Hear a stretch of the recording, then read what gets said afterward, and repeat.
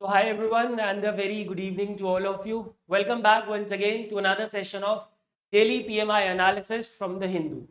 In today's session, guys, as usually, we are going to discuss all the important articles from the Hindu newspaper, and then we will do, after reading every article, we will do the PMI analysis, that is the pre-mains and interview analysis of all those articles. All right, which is the most important part after reading any particular article because you cannot expect a direct question from that article. So first of all, after reading any particular article, you have to identify the potential of that article in your examination. Then you have to connect it to your syllabus of the exam, and then you can expect a question in your examination, pre में, mains में या फिर interview में. All right. So let's begin with the session, and this is the cycle that you should follow while reading a newspaper, not this. This should not be followed. You cannot expect a direct question from any particular article. आ सकता है, but most of the times नहीं होता है. All right. So you have to deeply examine any article, and examine करने का मतलब ये है कि आपको उसकी importance identify करनी बहुत ज़्यादा जरूरी है, which I am doing through these sessions. All right. So let's begin with the session and let's talk about the very first article, which is from the editorial. The heading is Bridging the Bay in Quest of a Stronger BIMSTEC. So हमने कल भी discuss किया था that today, that is on 30th March 2022, a virtual BIMSTEC summit will be held under the chairpersonship of Sri Lanka, which means for this year Sri Lanka holds the chair of BIMSTEC. All right. So हमने कल ही discuss किया था, and in yesterday's session we have discussed in detail about BIMSTEC. What are the importance of Bay of Bengal region? What are the challenges associated with the Bay of Bengal region? What are the limitations of BIMSTEC, and what are the solutions? What is the way ahead to solve, to overcome those limitations of BIMSTEC? All these things were discussed in the yesterday session. This article talks about the potential, a very important aspect of BIMSTEC. This article talks about the potential of the BIMSTEC. BIMSTEC की potential क्या है ये उसकी बात करता है, which is the most important part that you have to cover with respect to any organization. Because अगर कोई organization बनाई गई है तो उसके potential के बारे में जानना भी बहुत ज़्यादा important है. All right. So let's talk about this. But before moving ahead to the potential, let's talk about BIMSTEC in brief. So as we have discussed yesterday also, BIMSTEC stands for Bay of Bengal Initiative for Multi-Sectoral, Technical and Economic Cooperation. All right. It was formed in the year 1997 through Bangkok Declaration. Before 1997, it was a group of 4 countries, which are Bangladesh, India, Sri Lanka, and Thailand, and it was then known as BISTEC, which is Bangladesh, India, Sri Lanka, Thailand Economic Cooperation. But in the year 1997, Myanmar also joined the group, and in the year 2004, the other 2 countries, Nepal and Bhutan, were included in this group. And then, since the year 1997, this group is known as what? BIMSTEC. 1997 के बाद से इसको हम क्या बोलते हैं? BIMSTEC, and the full form is this. You should know the full form. All right. And currently there are 7 members in the group of BIMSTEC. All right. Now, what was the genesis of establishing of BIMSTEC? क्यों इसको form किया गया था? What was the reasons behind establishing this group? Number one, the technical and economic cooperation, जो कि इसकी full form में ही mentioned है. All right. And most importantly, the economic cooperation. So number one is to create an enabling environment for the rapid economic development in the Bay of Bengal region. Number one. Number two, to encourage the spirit of equality and partnership among the member nations of BIMSTEC, ताकि Bay of Bengal region को develop किया जा सके अच्छे से. Because see, what happens is that अगर Bay of Bengal region के जो nations है, उनके बीच में अच्छी पार्टनरशिप नहीं होगी, पॉजिटिव पार्टनरशिप नहीं होगी, देन डेफिनेटली जो रीजन है पूरा का पूरा इफेक्ट हो जाएगा और वहां पे रहने वाली पॉपुलेशन के ऊपर बहुत बड़ा नेगेटिव इम्पैक्ट आ सकता है. Alright. Then accelerating support for each other in the various other fields like education, science, technology, health, etc. And currently we have discussed yesterday also that there are 14 pillars of focus of BIMSTEC, which I would say cause of concern, because there should not be so many pillars of focus for any particular organization. 2-3 अगर pillar होंगे focus के लिए तो organisation ज्यादा अच्छे से काम कर सकता है. Alright. So these are some of the reasons, these are some of the genesis, these are some of the objectives behind establishing the BIMSTEC. All right. And now let's talk about the potential of BIMSTEC. So the potential of BIMSTEC is beautifully explained in this particular article, और इस article में से ही जो जो important points थे वो मैंने यहाँ पे निकाले हैं. Number one, there has been a tangible progress in BIMSTEC cooperation in various areas, and these various areas include security, counter-terrorism, intelligence, science and technology, cyber security, coastal security, transportation, connectivity, etc. etc. तो basically बहुत अच्छी progress हुई है in the BIMSTEC cooperation in these areas. ठीक है. Then it has a huge potential. BIMSTEC has a huge potential due to its geographical contiguity. देखो सारे reason जहां पे भी बे ऑफ बंगाल रीजन के जो नेशंस है उन सबका जो ज्योग्राफी है वो ऑलमोस्ट सेम है. तो due to its geographical contiguity BIMSTEC का पोटेंशियल बहुत ज्यादा हाई हो जाता है. And again, because of its abundant natural and human resources that we found in the Bay of Bengal region, ये हमने कल डिस्कस किया था कि बे ऑफ बंगाल रीजन में बहुत सारा नेचुरल रिसोर्स है जो कि वहां पे रहने वाले 185 मिलियन पॉपुलेशन के लिए काफी ज्यादा बेनिफिशियल है. So this we have discussed in the importance of bay of Bengal region. Then it has rich historical linkages and a cultural heritage for promoting deeper cooperation among the member nations. So these are the reasons why there is a huge potential of BIMSTEC. Then BIMSTEC serves as a bridge between two major high growth regions of Asia, that is South and Southeast Asia. BIMSTEC का जो सबसे बड़ा potential है वो कहाँ पे है, वो है साउथ और साउथ ईस्ट एशिया को ये ब्रिज करता है. ठीक है. जो कि दो मेजर हाई ग्रोथ रीजन्स है in the continent of Asia. Alright. So these are some of the potentials of BIMSTEC. अगर आपने ये 3-4 पॉइंट्स भी लिख दिए अपने एग्जाम में तो इतना काफी है. बिकॉज 10 नंबर और 20 नंबर के क्वेश्चन होते हैं तो 200-250 वर्ड का आंसर लिखना होता है, तो इतने पॉइंट्स काफी है. बिकॉज और भी चीजें उसके अंदर लिखनी होती है. You have to give the introduction, then you have to give the, अगर मान लो पोटेंशियल पे क्वेश्चन आएगा तो first of all you would have to give the introduction. In the introduction part you can explain in brief about what is BIMSTEC and what is its genesis. Then you should move ahead towards the body of the answer which is asking about the potential of the BIMSTEC. उसमें इतने points काफी है. And then finally you can give the conclusion. Alright. And इस article में एक important point mention है, दो important point in fact. There is a BIMSTEC master plan for transport connectivity. ठीक है. BIMSTEC master plan है for transport connectivity. This will definitely provide a boost to the transportation and connectivity in this region. And point number 2 is India has implemented its promise to set up a center for Bay of Bengal studies at Nalanda University, जहां पे research conduct की जाएगी with respect to the regarding the Bay of Bengal region. ठीक है. ये कहां पे बनेगा याद रखना. It is Center for Bay of Bengal Studies. It will be established at Nalanda University, which is of course in Bihar, and the objective is for research on art, culture and other subjects related to the Bay of Bengal region. Alright, so this is about this article guys. I hope this article is clear. अब now इस article में इससे ज़्यादा कुछ भी था नहीं. ठीक है. इतना ही था जो कि हमारे exam point of view से relevant था. And now let's do the PMI analysis, which is the very important part after reading any particular article. Alright, now as you can see here in this slide, this is important for all the 3 stages of the examination, that is pre, mains and interview. For pre they can ask direct question from BIMSTEC. Now BIMSTEC से question आना इसलिए इसलिए मैं कह रहा हूँ कि BIMSTEC से question इसलिए आ सकता है because since the year 2004 से लेके अब तक केवल 5 समिट हुई है. ठीक है. Only 5 summits have been held since the year 2004 including today's summit जो आज होने वाली है 30 मार्च 2022 को. अब क्योंकि 2022 में BIMSTEC के समिट कंडक्ट हुई है, सो इसमें से क्वेश्चन आने के चांसेस हैं BIMSTEC एज एन ऑर्गेनाइजेशन से. ठीक है. And the statements can be like this. It was formed in the year 1997. In that case the statement would be correct.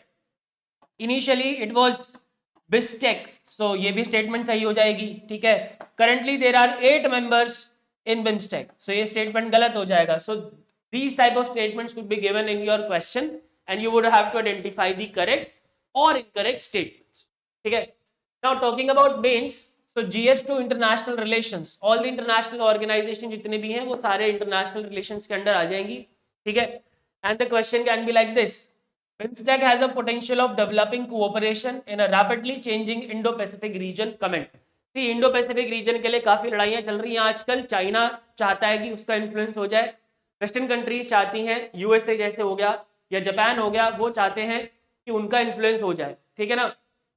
तो अभी इंडो पैसिफिक रीजन का काफी ज्यादा इंपॉर्टेंस है। तो during this in this era of importance of Indo Pacific region, what is the potential of BIMSTEC, ठीक है। तो अभी अभी हमने डिस्कस किया what are the potentials of BIMSTEC as it is, जो हमने डिस्कस किया है, जो हम स्लाइड्स में मेंशन यहाँ पे कर रखा था, वो एज इट इज भी अगर आप लिख दोगे तो you will get definitely a very good mark, ठीक है।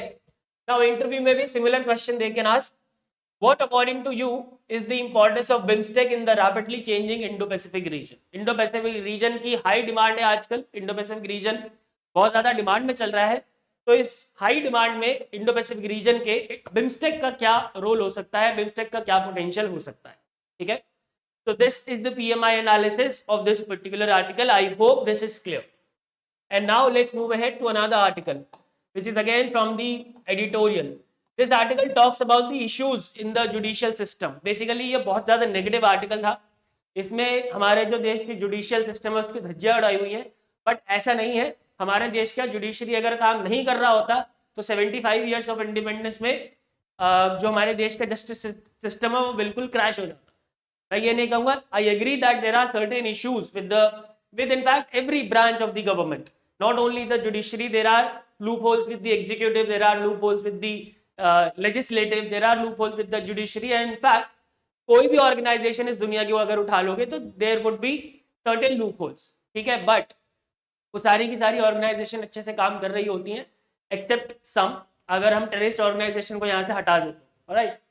तो what are the issues of judicial system, let's talk about this, because question आ सकता है, ठीक है ना।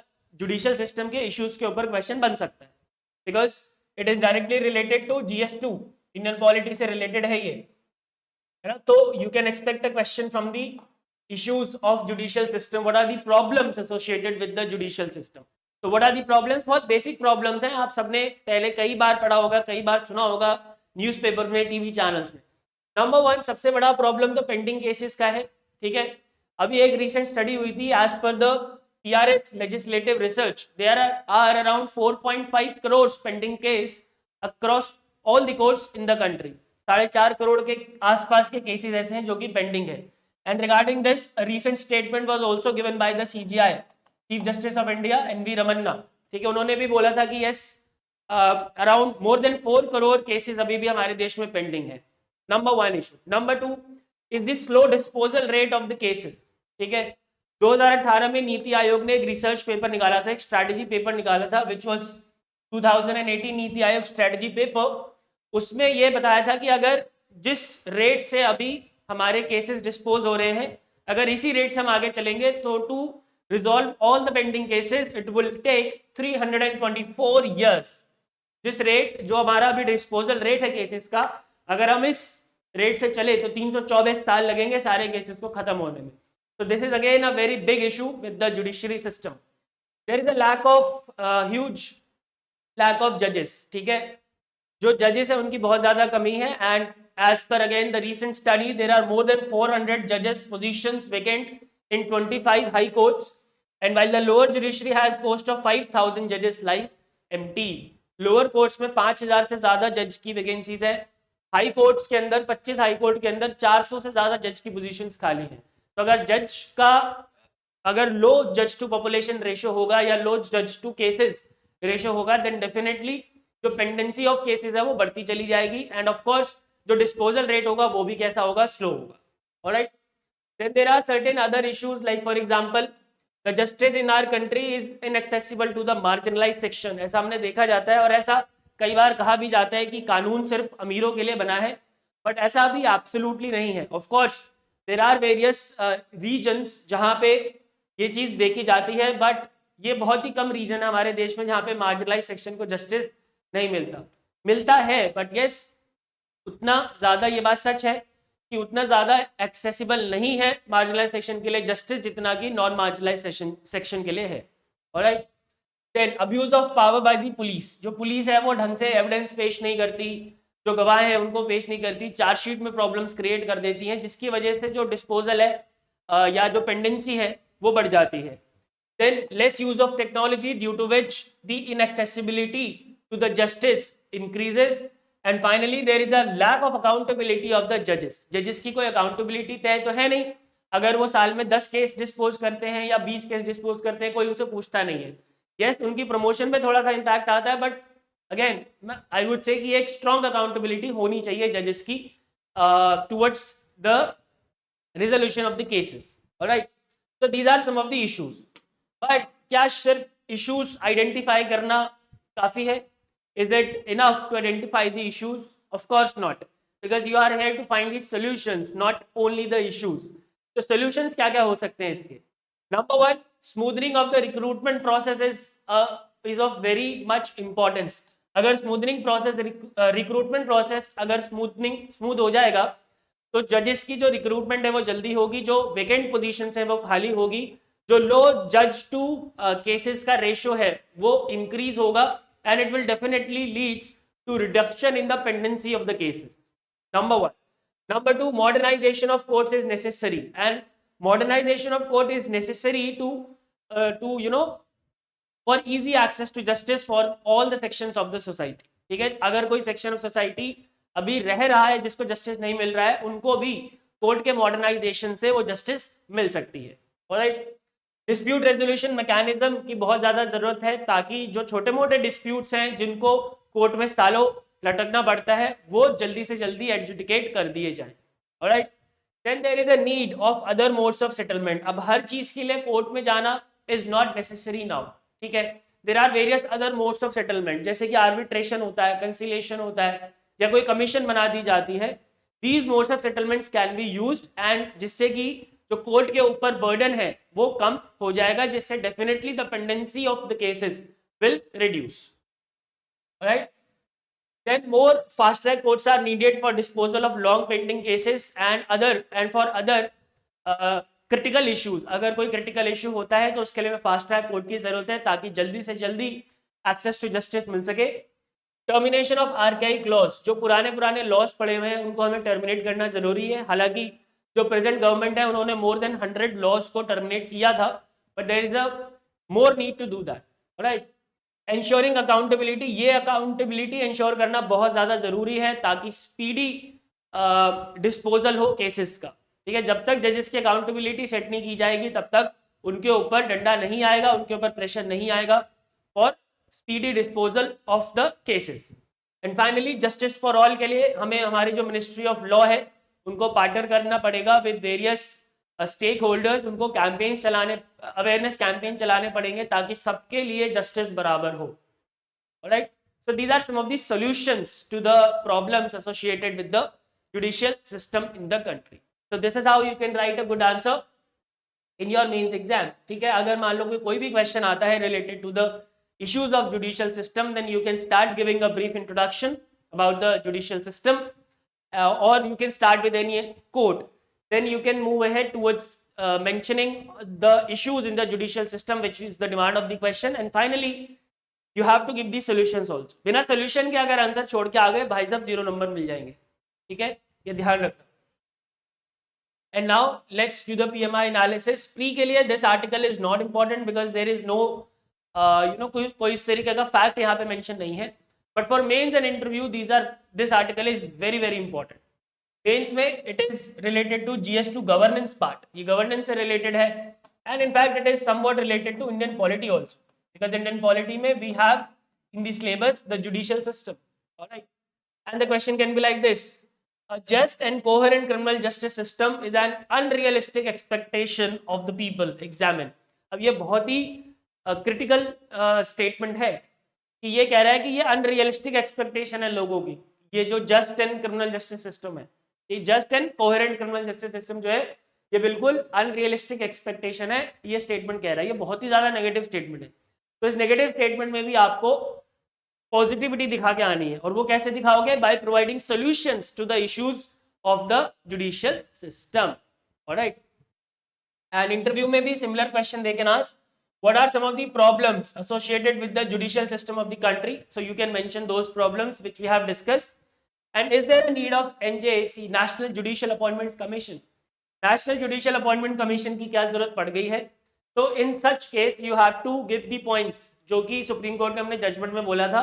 फॉर एग्जाम्पल, जुडिशरी को इंडिपेंडेंट रहना पड़ेगा बिकॉज जुडिशियल अपॉइंटमेंट कमीशन में there were members from the executive. ठीक है, सो यहाँ पे सुप्रीम कोर्ट ने बोला था कि भाई अगर हमें जुडिशरी की इंडिपेंडेंस को मेंटेन करना है then we should not go towards NJAC. ठीक है. नंबर 2 यहाँ पे बोला गया था it will definitely lead to the interference of executive in the appointments of जजेस which is again a dent on the independence of the judicial system. ठीक है. तो these points जो भी सुप्रीम कोर्ट ने अपने जजमेंट में मेंशन करे थे when it struck down the NGAC, those points can be used in this particular answer. Alright, so this is the PMI analysis, and now let's move ahead to another article which is based on Myanmar's continued suspension of democracy. Myanmar में we all know currently there is a military coup going on. And 2021 से ही वहाँ की जो democratic government थी उसको overthrow कर दिया था वहाँ की मिलिट्री ने. तो अभी ये न्यूज़ में इसलिए है क्योंकि इनका आर्म्ड फोर्स डे सेलिब्रेट हुआ है on 27 March. Armed force day of Myanmar was observed on 27 March and that is why this article is here. So let's discuss what are the important points mentioned in the articles. So as I told you, on March 27, Myanmar commemorated its Armed Forces Day. And the important point is this, that Russia was the guest of honor. इसमें जो सबसे मसालेदार बात है वो ये है कि इसका गेस्ट ऑफ ऑनर कौन था? रशिया था. तो इसका मतलब ये हो गया क्लियरली कि म्यांमार और रशिया के बीच का जो कोलैबोरेशन है उसके ऊपर यूक्रेन पे जो इन्वेजन हुआ है रशिया का उसका कोई इम्पैक्ट नहीं है. इनफैक्ट म्यांमार ने वोटिंग भी नहीं करी थी in the United Nation General Assembly against Russia. Alright, तो Russia was the guest of honour and not only Russia, apart from Russia India and 7 other countries sent their representatives to attend the military parade. India ने भी अपना representative भेजा था, जाओ भाई military parade जो है उनकी वो अटेंड करो. इंडिया के अलावा 7 कंट्रीज भी थी. ठीक है. Myanmar was one of the very few countries which came to Moscow's defense after the invasion of Ukraine. तो ये बात तो क्लियर हो गई after the Russia was nominated as the guest of honor in their armed forces day. तो ये तो clear है. और ये हमने पहले भी डिस्कस किया था कि म्यांमार जो था उसने रशिया का जो इन्वेजन था यूक्रेन के ऊपर उसको अगेंस्ट नहीं किया था एट एनी इंटरनेशनल ऑर्गेनाइजेशन. ठीक है. Russia also continues to be a major defence exporter to Myanmar. Myanmar का जो मेजर डिफेंस एक्सपोर्टर है वो आज भी रशिया है. तो कोई इंपैक्ट नहीं पड़ा है on the Myanmar Russia relationship of that invasion on Ukraine. ठीक है. अब यहाँ पे एक अच्छी बात मैं आपको बता दूं म्यांमार के बारे में. नॉट ओनली रशिया, यहाँ पे हमने रशिया के साथ जो इनका अच्छा रिलेशन है उसकी बात कर ली. ठीक है. बट हमने ये देखा कि इंडिया और 7 अदर कंट्रीज ने भी अपने रिप्रेजेंटेटिव भेजे थे मिलिट्री परेड में पार्टिसिपेट करने के लिए. इसका मतलब ये हुआ कि जो म्यांमार के अंदर जो मिलिट्री जनता का रूल आया है अभी, ठीक है, मिलिट्री जनता का जो रूल आया है उसका कोई बहुत बड़ा इम्पैक्ट म्यांमार के इंटरनेशनल रिलेशंस पे नहीं पड़ा है. इसके रीजंस ये हैं क्योंकि हर कंट्री के अपने अपने इंटरेस्ट होते हैं. ठीक है. अब देखो म्यांमार ने रशिया को सपोर्ट किया लेकिन रशिया का भी तो इंटरेस्ट है ना. रशिया क्या कर रहा है? एक्सपोर्ट कर रहा है. Russia is a major defence exporter to Myanmar, यानी म्यांमार से पैसे कमा रहा है रशिया. सिमिलरली इंडिया के भी बहुत मेजर इंटरेस्ट है in Myanmar and that is why India ने भी आउटराइटली अपोज नहीं किया of this military junta's rule in Myanmar. ठीक है. Moving ahead. So apart from Russia, China is another major player which offer arms to Myanmar. तो Myanmar की China के साथ भी काफी अच्छा रिलेशनशिप है. Pakistan, India, Serbia, Belarus, Ukraine and Republic of Korea also export defense equipments and small to medium size arms and ammunitions to Myanmar. So you can see इनका जो कोहेरेंस है वो इंटरनेशनल कंट्रीज के साथ जैसे भी था, बाकी कंट्रीज के साथ जैसा भी था वो वैसे का वैसा है, कोई इम्पैक्ट नहीं आया. Right. Now what led to this military coup in Myanmar. ठीक है. ये मिलिट्री कू क्यों हुआ था? देखो दिसंबर 2020 के जो इलेक्शंस हुए थे म्यांमार के, उसमें आंग सान सूकी को मेजॉरिटी मिली थी, यानी उनकी पार्टी को नेशनल लीग फॉर डेमोक्रेसी ने मेजॉरिटी ऑफ द सीट ले ली थी. अब देखो एक चीज और याद रखना, म्यांमार का जो पार्लियामेंट है उसमें 25% seats is reserve for the military people. ठीक है. मिलिट्री के लिए 25% सीट्स रिजर्व्ड है यहाँ पे. ठीक है. अब 2020 में जो इलेक्शन हुए म्यांमार के उसमें आंग सान सूकी को मेजॉरिटी मिल गई उनकी पार्टी को, which is national league for democracy, ठीक है, और यही सेम मेजोरिटी उनको 2015 में भी मिली थी। तो अब आंग सान सू की जो इंपॉर्टेंस है वो बहुत ज्यादा बढ़ रही थी म्यांमार में। Looking at the growing popularity of आंग सान सू की, the military imposed state of emergency in Myanmar, ठीक है, मिलिट्री ने क्या करा, इमरजेंसी लगा दी म्यांमार में। और रीजन क्या दिया, रीजन दिया voting fraud, massive voting fraud in the parliamentary election. हालांकि ये रीजन नहीं था, उनको डर था कि उनका जो रूल है, मिलिट्री रूल, वो पूरी तरीके से खत्म हो जाएगा आंग सान सू की पॉपुलैरिटी की वजह से। इस वजह से उन्होंने क्या करा, मिलिट्री जनता रूल एस्टैब्लिश कर दिया म्यांमार में in the month of February last year, ठीक है। तो this is how military Koo established in Myanmar. Now, what is India's stand on Myanmar's Janata regime? India का स्टैंड क्या है? इंडिया का स्टैंड मैंने आपको पहले भी बताया, इंडिया ने यूनाइटेड नेशन जनरल असेंबली में जो म्यांमार के जनता रूल के अगेंस्ट रेजोल्यूशन मूव हुआ था इंडिया, उसमें भी इंडिया ने एब्सटेन किया था। लाइक अभी इंडिया ने जैसे रशिया के अगेंस्ट जो वोटिंग हुई उसमें एब्सटेन किया, ठीक है। तो to keep a check on China's growing influence, India has maintained a balance relationship with Myanmar. India ने आउटराइटली उसको रिजेक्ट भी नहीं किया और ना ही उसको एक्सेप्ट किया, हर जगह पे अपने आप को एब्सटेन कर लिया, ताकि जो इंडिया का स्टैंड है वो क्लियर है। Then it abstained from voting on the United Nations General Assembly's resolution on Myanmar. India has constantly refused to actively speak out against the जनता। जैसे मैंने आपको बताया कि इंडिया ने आउटराइटली उसको अपोज नहीं किया, right. And India continues to offer military exports to Myanmar, क्योंकि इंडिया का तो भाई पैसा आ रहा है ना, तो इंडिया तो अपने इंटरेस्ट देखेगा, राइट। नाउ मूविंग अहेड, अब प्रॉब्लम यह है कि अब इंडिया जो है वो दुनिया की लार्जेस्ट डेमोक्रेसी है। तो despite being largest democracy of the world, India इस तरीके की चीजों को सपोर्ट क्यों कर रहा है? तो कुछ ना कुछ तो रीजन होगा, इंडिया के कुछ ना कुछ इंटरेस्ट होंगे म्यांमार में, जिसकी वजह से इंडिया को ऐसा करना पड़ रहा होगा। तो यही इंटरेस्ट हम यहाँ पे डिस्कस करेंगे। Number 1 is the security region at the north eastern border. जो इंडिया का कंसर्न है वो मिलिट्री ऑर्गेनाइजेशंस, जो मिलिटेंट ऑर्गेनाइजेशंस है कुछ नॉर्थ ईस्टर्न रीजन की, like for example United National Liberal Front और National Democratic Front of Bodoland, जो कि आज म्यांमार में बैठे हैं शरण लेके। तो वो अगर म्यांमार के साथ हमारे रिलेशन खराब हो जाएंगे तो ये हो सकता है कि ये जो आज म्यांमार में रिफ्यूज लेके बैठे हैं वो कल को नॉर्थ ईस्टर्न बॉर्डर्स पे डिस्टर्बेंस क्रिएट करते हैं।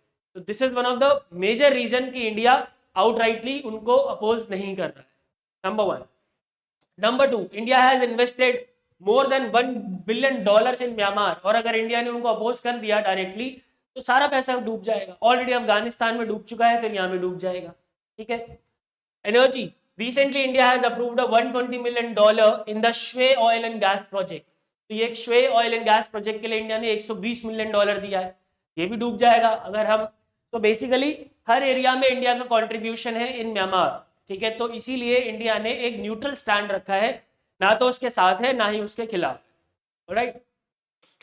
And the very important, infrastructure and connectivity में इंडिया का बहुत पैसा लगा हुआ है। बहुत सारे ऐसे प्रोजेक्ट इंडिया ने म्यांमार में कल्टीवेट कर दिए हैं, जिसकी वजह से अगर इंडिया ने अपोज कर दिया म्यांमार के जनता रजीम को, तो इंडिया का सारा पैसा बर्बाद हो जाएगा। और दूसरी चीज, जो इंडिया का स्ट्रैटेजिक पोजीशन है with respect to the south east Asia, जो लुक ईस्ट पॉलिसी है, उसमें भी एक बहुत बड़ा डेंट लग जाएगा। लाइक फॉर कौन कौन से हैं? फॉर एग्जाम्पल सितवे पोर्ट है, India Myanmar Thailand trilateral highway है, इसके बाद कलादान प्रोजेक्ट है। So you can see these are one of the major international projects of the government of India, ठीक है। तो इन प्रोजेक्ट्स को गवर्नमेंट ऑफ इंडिया खोने नहीं दे सकती अपने हाथों से। This is the reason India has taken a neutral stand. Alright, so I hope this article is clear. And the most important thing about this article, जो इसमें आपको ज्यादा इंपॉर्टेंट है आपके लिए, that is India stand and what is the reason behind India's neutral stand. That is more important for you. And now let's do the PMI analysis, which is I already told you so many times, बहुत ज्यादा important होता है, नहीं करोगे तो कोई फायदा नहीं है। अब ये न्यूज़पेपर पढ़ लिया आपने, ठीक है। अब इसमें देखो ये सारी चीजें तो मेंशन भी नहीं थी, वो इंडिया का जो न्यूट्रल स्टैंड है ये क्यों है, ये तो मेंशन भी नहीं था। तो इसीलिए आर्टिकल को डीपली एनालाइज करना जरूरी है, उसमें से चीजें निकालना बहुत ज्यादा जरूरी है। अब मान लो कि कोई क्वेश्चन आ गया इंडिया के, अब देखो इसमें इंडिया का स्टैंड गिवन था कि इंडिया का ये स्टैंड है, बट इंडिया का स्टैंड क्यों है, क्वेश्चन तो ये आएगा ना, तो वो आपको पता होना बहुत ज्यादा जरूरी है। And for that a deep analysis of all the articles, of all the relevant articles is important. तो मेंस की बात करते हैं। मेंस में जीएस टू इंटरनेशनल रिलेशन में इसका स्कोप है बहुत ही ज्यादा। And question can be like this: despite being the largest democracy country, India has never stood against the military coup in Myanmar. Site the reasons. तो what are the reasons? अभी अभी हमने discuss किया under the heading of interest of India in Myanmar. क्या क्या interest है India के Myanmar में, वो सारे आपको लिख देने हैं। बहुत आसान क्वेश्चन है और ऐसे ही क्वेश्चन आएगा, ठीक है। And similar questions can be asked in the interview: what are the reasons of India being neutral towards Myanmar military junta regime, ठीक है। तो I hope this PMI analysis is clear. और इसमें कैसे लिखना है मैं आपको बता दिया, फिर से बता देता हूँ। इंडिया लार्जेस्ट डेमोक्रेटिक, अब इसमें मिलिट्री कू जो है म्यांमार का, वो कीवर्ड है सबसे बड़ा। जो ये क्वेश्चन जिसके आसपास घूम रहा है वो इंडिया की डेमोक्रेसी के आसपास नहीं घूम रहा है। यू हैव टू आइडेंटिफाई कि क्वेश्चन की डिमांड क्या है। क्वेश्चन की डिमांड सिर्फ मिलिट्री जो रूल है म्यांमार में उसके लिए है। तो first you have to tell the examiner कि मिलिट्री जो जनता का मिलिट्री जनता रजीम है वो कैसे स्टैब्लिश हुआ। तो यहाँ ये आप बता सकते हो। And after that you can tell him about what is the India stand and then the reasons behind India stand, जो कि क्वेश्चन की एक्चुअल डिमांड है। ऑलराइट, तो एक फ्लो होना चाहिए आपके आंसर में। अगर फ्लो नहीं होगा, आपको देखो कोई भी एग्जामिनर जो होता है ना वो आंसर पढ़ने में इंटरेस्टेड नहीं होता, जो कि चेक कर रहा होता है। आपको उसको अपना आंसर पढ़वाना है एंड फॉर दैट आपको एक बहुत ही इंपैक्टफुल आंसर लिखना पड़ेगा। अदरवाइज वो इंटरेस्टेड होएगा नहीं, ऊपर ऊपर से देखेगा, मार्क्स कम दे देगा। तो आपको ऐसा आंसर उसके सामने लिखना है कि वो पढ़ने पे मजबूर हो जाए। Right, moving ahead to the next article. अब ये देखो, ये जो आर्टिकल है ये बता रहा है पिछले जब से रशिया ने अटैक किया है यूक्रेन के ऊपर, तब से कितने सारे इंटरनेशनल इंपॉर्टेंट पर्संस इंडिया में विजिट कर चुके हैं। So this shows how important India is in international geopolitics. कितना ज्यादा इंपॉर्टेंस है इंडिया का ये बता रहा है। तो आप ये पीडीएफ में से रीड आउट कर लेना, ठीक है। इसमें से देखो कोई क्वेश्चन तो नहीं आएगा, बट ये मैंने इसलिए यहाँ पे लिया है, this shows the importance of India in the current geopolitical situation which is going on in the world. March 19 में जापान के प्राइम मिनिस्टर आए थे और अभी हम सब जानते हैं जो रशिया के फॉरेन मिनिस्टर है वो आने वाले हैं। रशिया के फॉरेन मिनिस्टर आने वाले, उनसे पहले ही अमेरिका ने अपना डेप्यूटी एनएसए भेज दिया है, शायद वो आज या कल आ जाएंगे। तो यू कैन सी इंडिया की जो इंपॉर्टेंस है वो बहुत ज्यादा है। ऑस्ट्रेलिया के प्राइम मिनिस्टर आए थे, ठीक है, ओमान के फॉरेन मिनिस्टर आए थे, बहुत सारे लोग आ चुके हैं। The point of discussion in most of the visits was the India stand और यूक्रेन। और इंडिया का स्टैंड आज भी वही का वही बना हुआ है। इंडिया का शुरू से वही है, हम किसी की तरफ नहीं है और हम सबकी तरफ है। दोनों बातें हैं, हम किसी की तरफ भी नहीं है और हम सबकी तरफ भी है, जो कि काफी स्ट्रॉन्ग पोजीशन है इंडिया की in the geopolitical world. Alright, now let's move ahead to another article. अगला आर्टिकल काफी इंटरेस्टिंग है।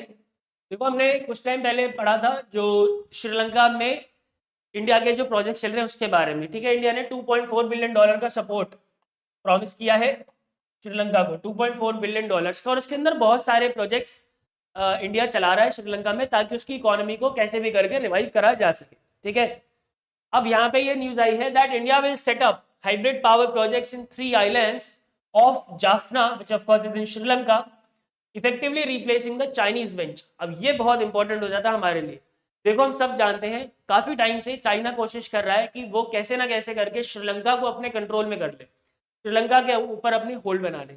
लेकिन इनकी सारी कोशिशों को इंडिया कंटिन्यूसली नाकाम कर रहा है by providing various type of lollipops to Sri Lanka. And I am not say that, मैं ये नहीं कहूंगा कि लॉलीपॉप है वो। इंडिया एक्चुअली क्या कर रहा है, देखो फॉर एग्जाम्पल चाइना अगर लोन देने की बात करता है तो इंडिया कह देता है कि ठीक है हम ग्रांट दे रहे हैं, क्योंकि अगर चाइना का इन्फ्लुएंस श्रीलंका में हो गया तो वो हमारे लिए काफी ज्यादा प्रॉब्लमैटिक हो जाएगा, बिकॉज तमिलनाडु से बहुत पास पड़ता है श्रीलंका। तो जो तमिलनाडु के अंदर इंसर्जेंसी है वो होने लग जाएगी, जो टेररिज्म है वो और ज्यादा बढ़ने लग जाएगा, क्योंकि चाइना का तो स्टैंड क्लियर है भाई, हमें तो अपना साम्राज्य बढ़ाना है। तो कल को वो तमिलनाडु के एरिया में भी घुसना शुरू करेगा। तो यू कैन सी इंडिया बहुत ही समझदार तरीके से यहाँ पे चल रहा है और इकोनॉमिक तरीकों से, ठीक है, बिना किसी लड़ाई झगड़े के इकोनॉमिक तरीकों से चाइना को डेंट दे रहा। तो यहाँ पे इसलिए मैंने कुछ प्रोजेक्ट्स लिखे हैं जो कि इंडिया के श्रीलंका में चल रहे हैं, which can be asked in your pre examination. NTPC का प्रोजेक्ट है solar venture in Sampur town of Sri Lanka. Adani का प्रोजेक्ट है renewable energy project in Mannar city of Sri Lanka. Maritime Rescue Coordination Center will be established in Sri Lanka with the efforts of India, and for that India will give $6 million grant. Fisheries, harbors in Port Pedro, Pesalai and Gurunagar in the northern province of Sri Lanka, and India has extended a grant for Sri Lanka's unique digital identity project for supporting Sri Lanka's education system. ठीक है, so all these are important projects of India जो कि श्रीलंका में चल रहे हैं. तो अगर ये सारे याद हो जाते हैं तो ठीक है, अच्छी बात है. इसमें से 2-4 भी अगर याद कर लोगे एंड एनी क्वेश्चन जो कि अगर मेंस में श्रीलंका के सपोर्ट के टूवर्ड्स आ जाता है तो you can mention any of these 3-4 projects. Right, so let's do the PMI analysis then. Consider the following statements with respect to India's project in Sri Lanka and you have to identify the correct statement, and the question and options can be like this. ये question है, ये आप देख लेना, ठीक है, PDF में आपको ये क्वेश्चन दिख जाएगा और ये भी है, और इसका आंसर भी बता दोगे अगर कमेंट सेक्शन में तो बहुत अच्छी बात हो जाएगी. ठीक है, now GS2 मेंस में इसका क्या रिलेवेंस है? Despite China's continued efforts towards establishing control over Sri Lanka, it is not able to achieve its aim. Discuss in the light of India Sri Lanka relations. India Sri Lanka का जो relation है वो आपको पूरा इसमें डिफाइन करना है, और कैसे इंडिया चाइना को श्रीलंका से हटा रहा है वो सारी चीज आपको मेंशन करनी है, जो कि अभी हमने इस आर्टिकल में डिस्कस करी. ऑलराइट, नाउ इंटरव्यू में भी similar question. What is the impact of India's continued support to Sri Lanka on China's hidden agenda on control or hidden agenda of controlling Sri Lanka? All right, so similar question can be asked in your interview. I hope this analysis is clear, and now let's move ahead to another very important article for today, which is about Indian rhino population in the country. So as per a recent census conducted by Kaziranga National Park, which is in Assam, which is also tiger reserve, तो वहां पे एक census हुआ जिसके हिसाब से जो rhino की पॉपुलेशन है वो 200 बढ़ गई है. ठीक है, last time this session was conducted in the year 2018. At that time the number of Indian rhinos which are also known as one horned rhino, इनको वन हॉर्न्ड राइनो भी बोलते हैं, 2018 में इनका नंबर था 2413 and it has been increased by 200 to 2613. 2613 हो गया इसका नंबर. ठीक है, सो ये उसी के बारे में. So let's talk about Indian rhino and what is the IUCN status. So remember it is also known as one horn rhino. जो इंडियन राइनो है उसको वन हॉर्न राइनो भी बोला जाता है, and is native to Indian subcontinent only. ठीक है, and of the global population of rhino 85% you can find in Assam. 85% कहाँ पे मिलता है? असम में मिलता है. ठीक है, जो पूरा ग्लोबल पॉपुलेशन है राइनोज का, वन हॉर्न राइनो की बात हो रही है. यहाँ पे राइनो के अलग अलग स्पीशीज होती है, बट यहाँ पे we are talking about one horn rhino only. Alright, so that is 85% are found in Assam. IUCN में इसका जो IUCN रेड लिस्ट में इसका स्टेटस है that is vulnerable. Very very important, you should remember this, क्योंकि अभी इसका सेंसस हुआ है, ये न्यूज में है. तो एनवायरमेंट से बहुत सारे क्वेश्चन प्री में आते हैं, सो you can expect a question on Indian rhino. Alright, and about 85% of global population of one-horned rhino is concentrated in Assam, as I already told you. So what are the threats? What are the threats to the one-horned rhino in the country, or you can say overall? Number one is the habitat loss. Number two, poaching and hunting for horns. और ऐसा, हालांकि ऐसा कुछ stated नहीं है कहीं पे, but इनके जो horns का इस्तेमाल होता है for medical purposes. For medical purposes, for treatment of various diseases, but ऐसा कहीं पे भी वो नहीं है. इसका मतलब ये नहीं है कि तुम जाके राइनो को मारना शुरू कर देना. ठीक है ना, ऑफ कोर्स ये इलीगल है. Population density and decreasing genetic diversity. So these are the 4 important reasons of these are the 4 important threats towards the population of Indian rhino in the country. Now what are the steps taken by the government? क्या क्या steps लिए गए हैं? तो ये 3 important steps जो कि मेरे को मिले. अब ये देखो, ये सारी चीजें यहाँ पे कहीं पे भी मेंशन नहीं है इस आर्टिकल में. अब ये आर्टिकल सिर्फ ये बोल रहा है कि 200 बढ़ गए, तो क्या यही क्वेश्चन थोड़ी ना आ जाएगा सिर्फ इंडियन राइनो के बारे में? और भी क्वेश्चन तो आ सकता है. तो you should know the IUCN status. ठीक है, you should know that 85% of the global population rhino की, इंडियन राइनो की असम में मिलती है. You should know that it is native to Indian subcontinent. You should know what are the threats to the population of rhino, and of course you should know that what are the steps that have been taken by the government of India to tackle the threats to the population of rhino. All right. So number one is the New Delhi Declaration on Asian Rhinos 2019, which was signed by 5 nations, and which are these: India, Bhutan, Nepal, Indonesia, and Malaysia, for conservation and protection of rhino. Then we have a National Rhino and Conservation Strategy 2019. It was adopted in the year 2019, again for conservation and protection of rhino.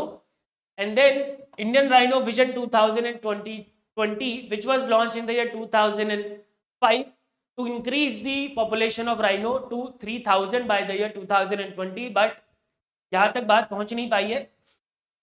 I think almost हम पहुंच चुके हैं 2020 में, क्योंकि 26 और 13 तो काजीरंगा में ही है, तो बाकी और भी असम के नेशनल पार्क में 1 हॉर्न राइनो मिलते हैं. तो almost we have achieve the target.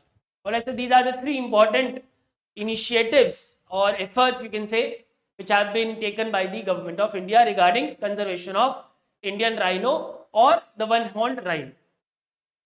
So now let's do the PMI analysis. So pre में you can expect इस टाइप का question. Consider the following statement with respect to Indian rhino and you would have to identify the correct और incorrect statement. और statement कैसा हो सकता है?